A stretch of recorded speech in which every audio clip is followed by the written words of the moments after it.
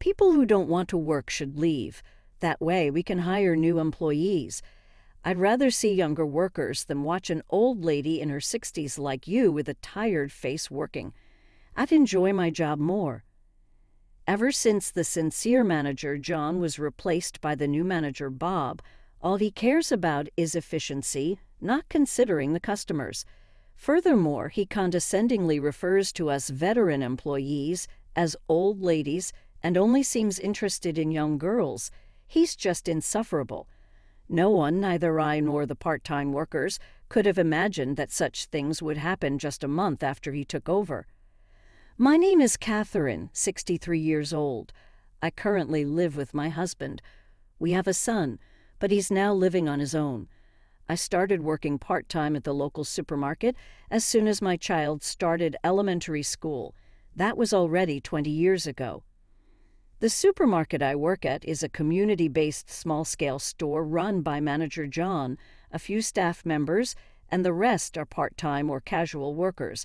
When I was hired, I had requested to work short hours, but as my child grew older, I asked for more part-time hours. The supermarket's management seemed to have been going quite smoothly up until now. A few years ago, they underwent a significant renovation, giving the store a beautiful makeover. The size of the store doubled from what it was before, and the variety of products increased considerably. Since then, the business has continued to prosper. I believe the reason for the long-standing stable management is because of manager John's excellent personality. He actively and cheerfully communicates with customers, is kind to the elderly, and is a genuinely wonderful person. It was a very comfortable working environment for us part-timers. However, one day out of the blue, he announced he would be leaving the store. I couldn't believe my ears. I can't believe manager John is quitting. Maybe he's sick. I'm so worried. Those were the thoughts running through my mind as I finished my shift that day. The next morning during the morning meeting, manager John himself gave the announcement. I've mentioned this before, so many of you might already know. I've decided to leave this supermarket, which I've loved for many years, he said. The moment he said that, there was a murmur among the employees. Many of you probably want to know why I'm leaving. As some of you might be aware, I've had chronic back pain. It has gotten worse over the past few months, and I've had to visit the hospital multiple times. Since I knew about his back pain, the reason made sense to me. I firmly decided to step down for now. My wife supports my decision. I hope the employees here can understand and accept my decision, he explained. As he said this, a loud applause erupted from the employees. Some even had tears in their eyes. He was indeed a beloved figure among us. I too felt a lump in my throat. Continuing, he said, "My successor will be a man named Bob. If anyone here wishes to continue supporting this store, please do so under the new management." We all nodded in agreement. Then, with his usual bright smile, he said, "Thank you all for everything." The next day, a special morning meeting was held. Today we have my successor, the new manager Bob, here. I'll now hand it over to him.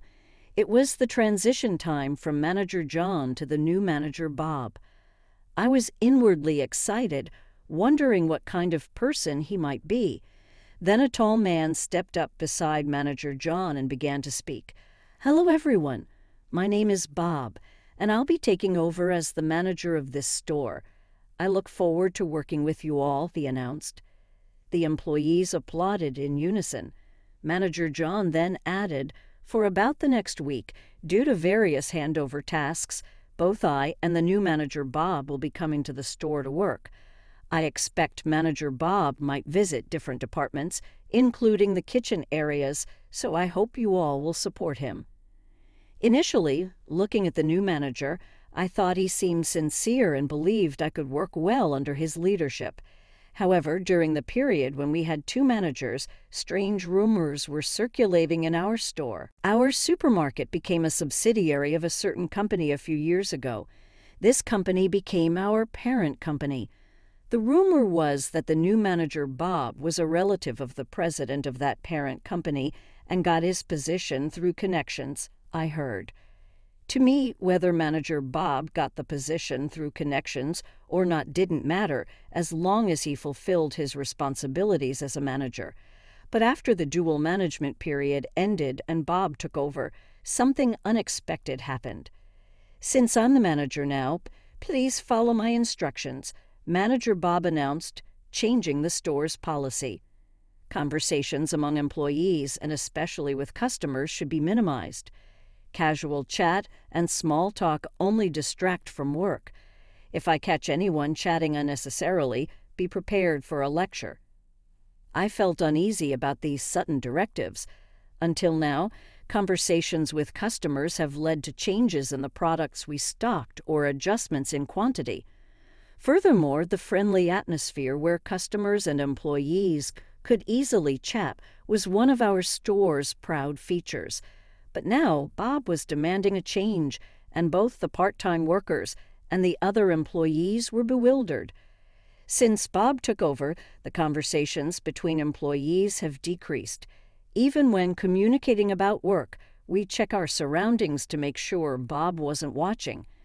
Also, interactions with customers declined. If caught talking to a customer, employees would later be called aside by Manager Bob for a reprimand. This became a daily occurrence. We followed his directives because it was the store policy, but the store's atmosphere only deteriorated. On my day off, I went shopping at another nearby supermarket.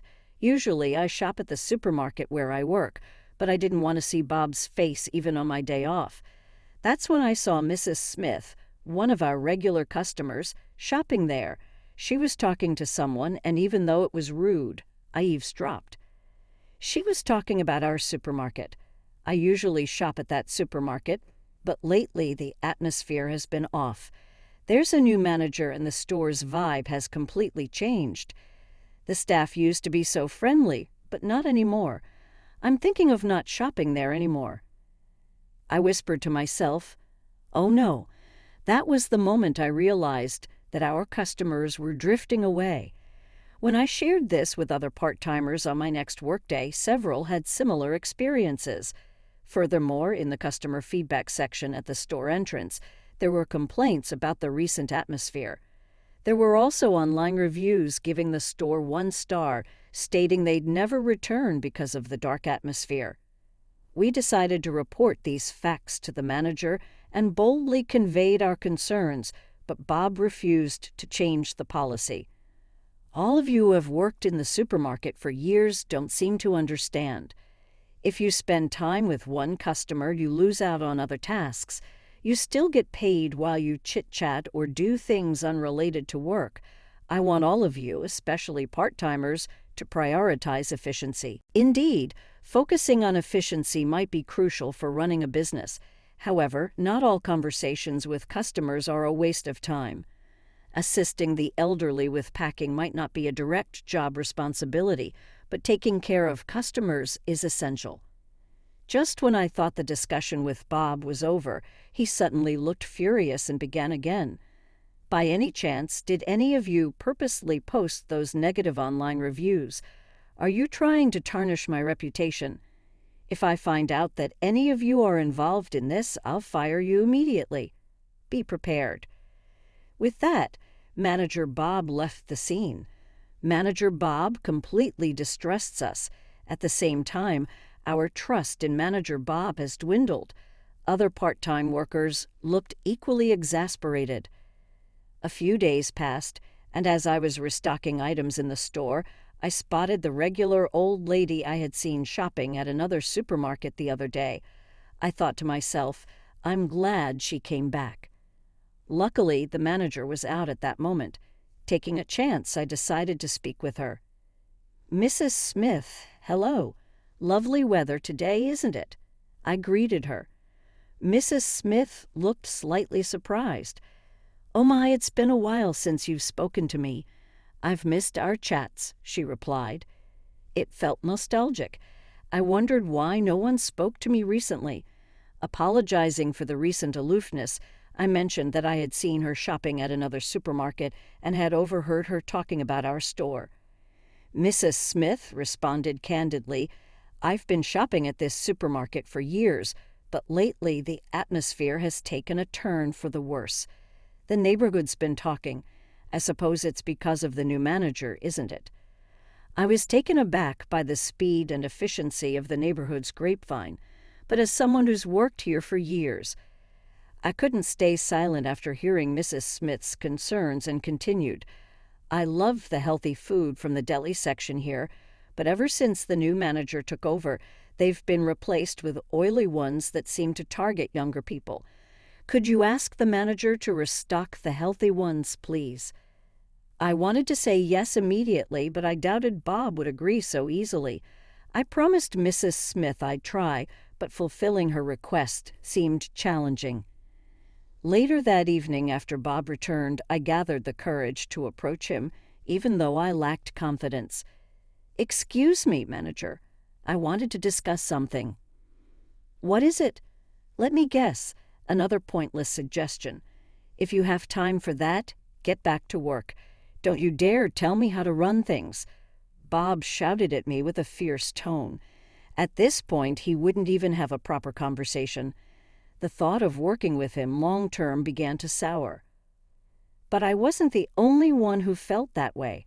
Over the next few days, several part-timers handed in their resignations. However, Bob seemed to have a let-them-go attitude and accepted their resignations without hesitation. He then approached me, smirking, "It's easier without the workers who don't want to work. Now I can hire new ones. I'd rather see younger people working here than watch someone in their 60s like you with a weary face." His vision for the supermarket involved replacing older employees with young girls. I couldn't understand his thinking and felt that this would backfire someday. But Bob proved to be even more proactive than I'd expected. He started by advertising high-wage part-time jobs to local high school and college girls. Attracted by the high pay, 5 girls applied. Bob decided to hire all 5. But these girls wore flashy makeup and shiny piercings, not the ideal look for a supermarket dealing with food. Their language was also coarse, and honestly, the rest of us part-timers were filled with anxiety. Furthermore, Bob was so engrossed in chatting with these girls that he barely worked. Angered by his behavior, I decided to confront Bob directly. "Manager, this has to stop. Because you're not working, we're bearing the brunt of the workload. Plus, if you continue with these strange reforms, we'll lose our regular customers. At this rate, the supermarket will go under." Upon hearing this, Manager Bob glared at me and shouted, "The regular customers of this store are all elderly and boring. To survive in the upcoming times, we need to prioritize younger, trend-sensitive customers. Otherwise, we'll fall behind the times and soon be out of business. Part-timers who don't understand business should stay out of it." Bob's attitude became even more arrogant than before. Now he didn't even use polite language with us, the older employees. Bob then questioned me sternly, "By the way, I've received a barrage of complaints about your work attitude lately. You're always chatting away and not getting much done. Customers see it. Now apologize." I was shocked by Bob's statement. "Why should I apologize to you? And do you have any proof of these numerous complaints?" Ignoring my query, Bob yelled, "Just apologize. If you don't like it here, leave." My patience with Manager Bob had reached its limit. I no longer felt the desire to work at the supermarket. "All right then. I'll quit effective immediately. Thank you for everything until now," I said as I left the supermarket. After I left, other staff and part-timers also resigned. Eventually, only Bob and the student part-timers remained in the store. He probably enjoyed the environment of being surrounded by young girls, but I wondered what would happen when they went to school. Could he manage the store on his own? It wasn't my problem anymore. I found a new job at another nearby supermarket where my many years of experience were appreciated, and I was warmly welcomed. A month later, I visited my former place of employment out of curiosity, mainly concerned about its state. Suddenly, I heard a loud female voice from inside. "I can't stand this attitude. I'll never shop here again." Exiting the store was Mrs. Smith, whom I had encountered previously. I was surprised by Mrs. Smith's outburst. She approached and said, "Oh, Catherine, are you working today?" "No, actually, I've left the supermarket," I replied. Upon hearing this, Mrs. Smith looked shocked. "What happened? Was there some trouble?" I inquired about the reason for her earlier outburst. "I bought some deli food this morning and it was rotten. When I complained, the manager told me it was my poor handling. If you've left, then I have no reason to shop here anymore. It used to be such a good store." I felt sympathy for the visibly upset Mrs. Smith. Entering the supermarket, I found it empty except for Bob standing alone. To my surprise, there were no customers at all. Inside the store, Manager Bob stood alone, looking dejected. I muttered to myself, "Serves him right." I considered taunting him with, "It's pretty quiet in here, huh?"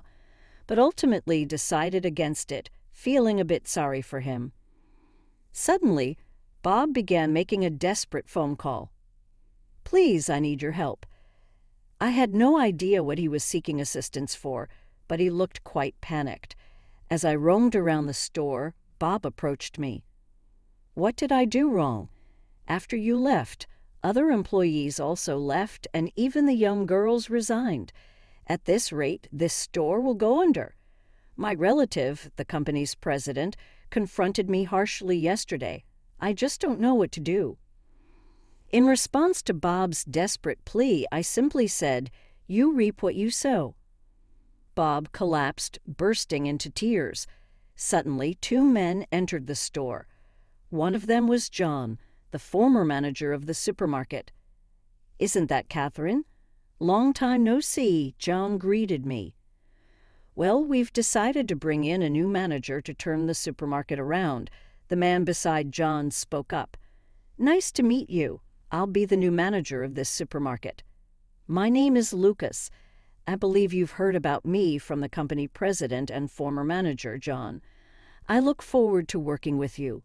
Lucas introduced himself to Bob, who nodded slightly. Lucas grew up in the heart of New York and is a very sincere and compassionate man.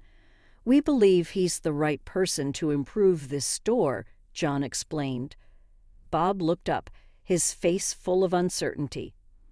"So, what's going to happen to me?" Bob asked. "By order of the company president, you'll be returning to the parent company effective today. Naturally, you won't have any managerial position. You'll be on the same level as a new hire," Lucas replied calmly. Bob was deeply shocked to hear he would be demoted to a regular employee. I thought he should be grateful he even had a position to return to. Then the new manager, Lucas, turned to me. "I'll do my part as a manager, but to start from this state is honestly tough. I'd appreciate it if seasoned part-timers like you could lend your expertise to help restore the store," Lucas requested. John also said, "Please." "I'll gladly accept any opportunity to return," I replied. And so I rejoined the supermarket I'd served for many years. Several of the part-timers who had quit during Bob's tenure also returned after hearing of his departure. Now, with manager Lucas at the helm, we're working hard, listening to the local community, and striving to make the supermarket better. There's been a gradual return of customers, and it's uplifting to see. Meanwhile, I heard Bob was working hard at the company owned by his relative. He was quite unhappy being treated the same as a new employee. It turned out the earlier claim about numerous complaints regarding my work attitude was entirely fabricated. This falsehood had come to light with the company president, and Bob faced severe repercussions. Well, he got what he deserved, I thought. I now thoroughly enjoy my work. It's astounding how different things can be just because of a change in management. I realize the importance of having the right person at the top. I hope this supermarket continues to be a wonderful place that brings smiles to the local community. With that commitment in mind, as a veteran part-timer, I'll do whatever it takes. And today, like every day, I'm working with enthusiasm.